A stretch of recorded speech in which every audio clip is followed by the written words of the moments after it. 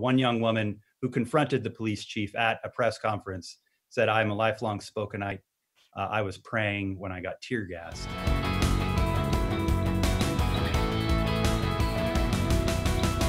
Hi, I'm Scott Leadingham. Thanks for joining us here in the unique Northwest, and a unique time it is, as we are all well aware by now. One of the biggest stories of the last 6 months or so has been unfolding just in the last few weeks. And no, I'm not talking about coronavirus. We are, of course, talking about protest demonstrations and the police response that we have seen regionally and all over the United States. And here to talk a little bit about what's going on here in the Northwest is Nick Deshais, correspondent based in Spokane. Thanks for joining us today, Nick. Good to be here, Scott. Nice to see you. Nice to be seen and to see you, Nick. So first of all, the normal caveat, as we were recording this on June 3rd, we're going to talk about things on the ground as they are now and as they've happened. So things could, of course, change. But Nick, you were at a big protest and demonstration, march and rally, whatever the proper words are, on May 31st in downtown Spokane. You saw that up front, and then a lot of things have happened since then. But tell us, what did you see there on May 31st in Spokane?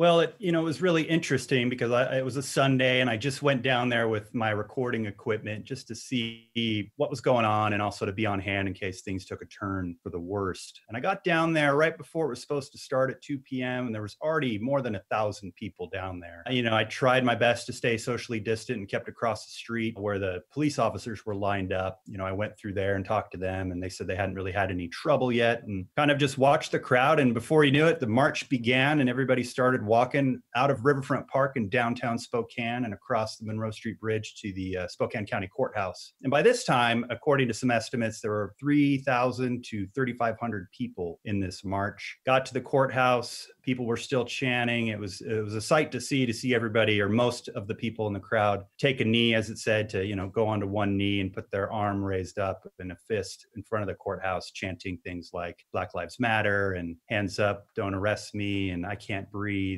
And there were really no signs of trouble from what I could see. And it was a very peaceful rally. Everybody was pretty joyful. And it was a little odd in the age of pandemic to see so many people gathered in one spot.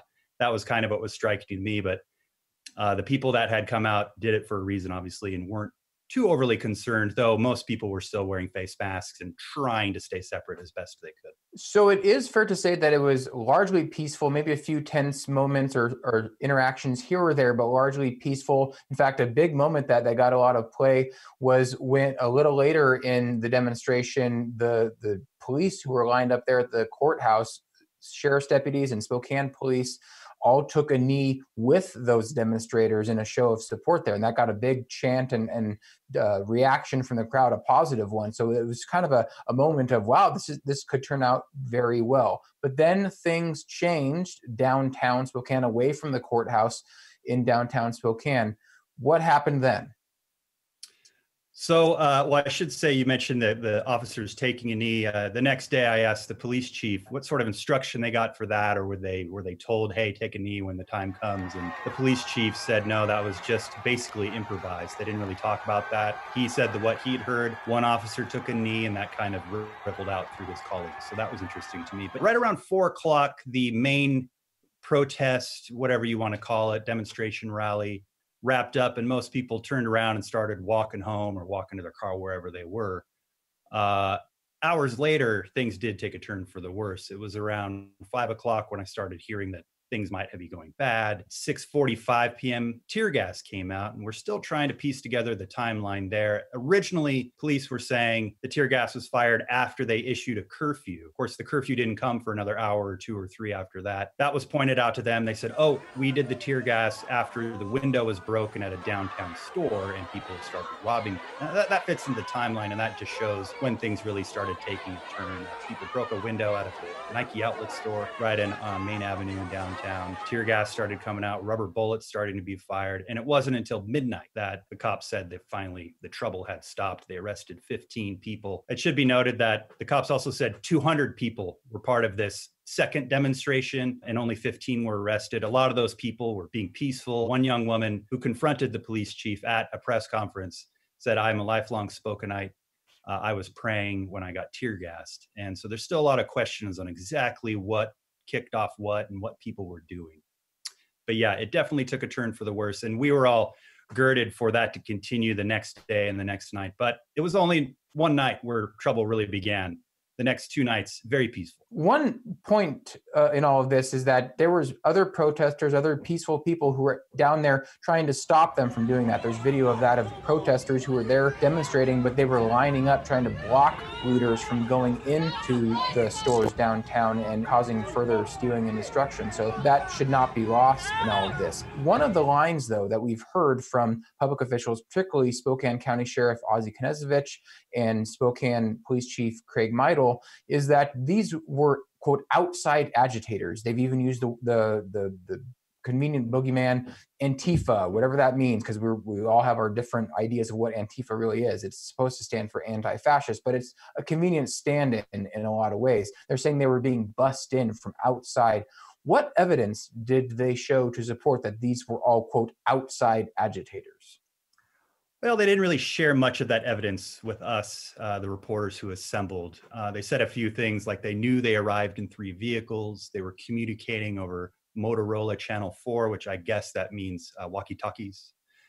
The other evidence they gave was that people showed up with jugs of milk and jugs of water, which to them was a sign that they were ready to riot because you use milk to wash out your eyes if you get hit with tear gas. Things of that nature. But nearly immediately when they said it was outside agitators, people started really questioning that and saying, what sort of evidence do you have? During the trouble on Sunday night, when the police were still downtown trying to get control of whatever was happening, Sheriff Ozzie Knezevich, the Spokane County Sheriff, blamed everything on Antifa socialists, he called. And he's blamed socialism and Antifa for trouble before, just as he's blamed extremist groups on the right. The next day, I asked Police Chief Meidel if it was true, if it was Antifa socialists. He said, I don't know about the socialist part, but he agreed it was Antifa. I saw and other people pointed out that there were Proud Boys and, other, I would say, right-wing groups, militia members.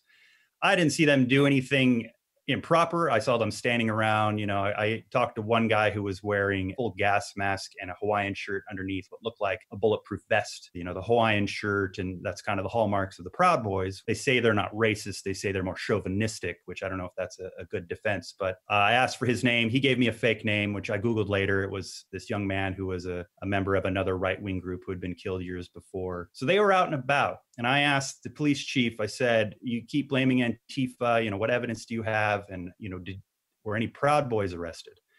And he said, we confronted the Proud Boys and others like them after the curfew. We told them they couldn't be downtown and they left without incident. He said they weren't arrested because they didn't commit any crimes. I thought that was kind of interesting because just moments before he was saying that these other people, he knew they were there to riot because they had milk jugs, but these guys who were carrying assault rifles weren't there to cause trouble. So, still a lot of unanswered questions on who exactly was downtown and who was doing what.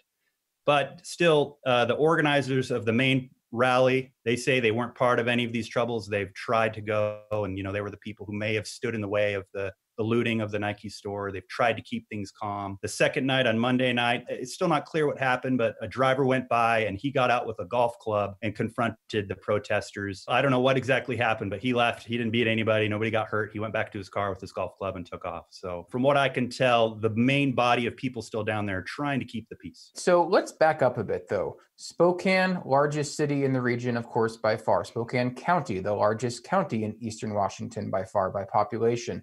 So there is a history in both the city level and the county level of policing with tensions, if that's the right word, probably too light a word, with certain groups and with the community at large, and not just the African-American community. Questions about their response, their policing tactics, some of how they've dealt with the public and handled certain officer-involved shootings and other things like that. So can you maybe just paint us a little bit of a picture about some of that history? Of course, many people might be familiar with the shows Cops and Live PD that show the police eye view of the world, those live TV programs. And Spokane City and County have long welcomed those shows into the city and county to kind of be a part of them. I think Ozzie Knezevich, the sheriff, once said it was a great recruiting tool for the sheriff's department to have those programs here because it kind of shows you what it's like to be a cop. So what is some of that history in the region? Yeah, it's true. Sheriff Knezevich has welcomed Live PD, and it was in the Valley, which is where the sheriff's deputies fulfill police duties. From what I know, the city of Spokane has never allowed them, and I think the city council made a law saying Live PD can't film within city limits. That should be said. But yeah, I've covered the police department. I haven't in recent years, maybe the last 2 or 3 years, but before then, my reporting, I did a lot of law enforcement coverage. At the Inlander in particular, we really focused on that, and I wrote a large piece, and I think it was in 2010, looking at the use of force by the police department. I looked at 2 years of data, and I can't remember the exact numbers, but something like 60 complaints that police had used use of force, and none of them had ever found that the cops had done anything wrong. And the interesting thing is if they're found internally not to have done anything wrong, the records of that investigation are sealed. So that was 10 years ago, and that was also linked in part to the death of Otto Zem. He was beaten and hogtied by a Spokane Police Department officer and left on his stomach at a Zip Trip, a convenience store in town. He died a couple days later at the hospital from that. That police officer ended up going to federal prison for a few years. He's out now. And since then, I would say the police department has kind of lurched and been set back trying to go through reforms. We had a reform-minded police chief and a man named Frank Straub. He tried to reform the police department. He had his own troubles, allegations of sexual harassment. He was gone. They had to bring in another police chief. So the department has really struggled on this. The mayor, before this previous mayor, asked the Department of Justice to come in and give a review of the police department's practices. They said they would. She was defeated at the ballot box. The next mayor, Mayor Condon, came in. He kept that up, and he kept trying to reform the police department. But as most people probably know, police unions are very strong in the resistance to a lot of changes, even if most of the police officers believe that some reform is needed. And I do believe we're finally getting to a point where we've turned a page on some of the past practices of the Spokane Police Department.